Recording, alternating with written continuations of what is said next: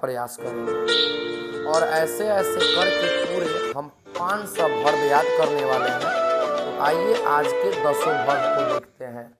जैसे कम है, कम माने आना होता है।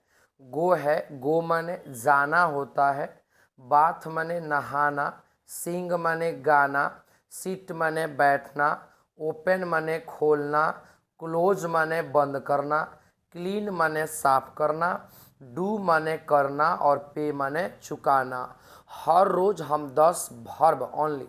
देखिए वर्ड मीनिंग तो कई तरह का ना होता है, कुछ नाउन्स होते हैं, कुछ प्रोनाउंस होते हैं, लेकिन हम केवल 500 वर्ब याद करने वाले हैं। तो आइए इस इंग्लिश के क्लास को शुरू करते हैं और समझते हैं कि बेसिक इंग्लिश क्या है। देखिए सबसे पहले हम जानेंगे लेटर के बारे में। लेटर को हम हिंदी में अक्षर कहते हैं। जो हम लोग ABCD पढ़ते हैं ए से लेकर जेड तक, वही तो लेटर है ना। यानी ए से लेकर जेड तक जो हम ABCD पढ़ते हैं उसी को लेटर कहते हैं। यानी ABCD कै गो होता है? 26 गो। तो लेटर कै गो हुआ? 26 गो। देखिए ABCD जो 26 गो है उसमें से 5 ववेल्स होते हैं। ववेल का मतलब स्वर होता है। A E I O U। AEIOU जो है वो ववेल है। तो मान लीजिए ABCD 26 गो है, उसमें से 5 गो ववेल हो गए, बचे कितने? 21। तो जो 21 गो बच रहा है वो व्यंजक, व्यंजन यानी कि कॉन्सोनेंट है। यानी ववेल कितने होते हैं? 5। AEIOU। कॉन्सोनेंट कितने? 21। AEIOU को छोड़कर जितने भी हैं सारे के सारे कॉन्सोनेंट हैं। जैसे कॉन्सोनेंट का नाम ए नहीं, बी है। यानी इस पांचों को छोड़कर जो आएगा वो कॉन्सोनेंट है। आइए आगे समझने का प्रयास करेंगे। हम सबसे पहले जानेंगे कि पार्ट्स ऑफ स्पीच क्या है। पार्ट्स ऑफ स्पीच का मतलब होता है भाषा के अंग।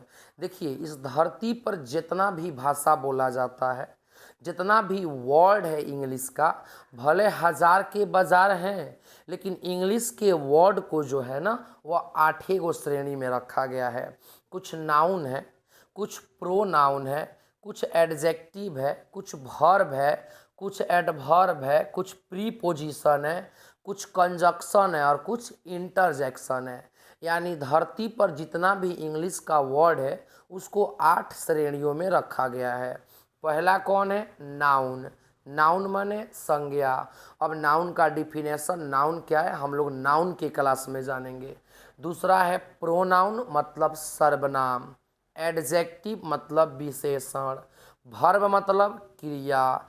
एडवर्ब मतलब क्रिया विशेषण। प्रीपोजिशन माने संबंध सूचक। कंजक्शन माने संयोजक। और इंटरजेक्शन का मतलब होता है विस्मयादि बोधक। अब हर एक के एग्जाम्पल को, हर एक के डिफिनेशन को तथा हर एक टॉपिक से हम ये समझेंगे कि आखिर किसी कंपटीशन में एग्ज़ाम में सवाल कैसे पूछेगा।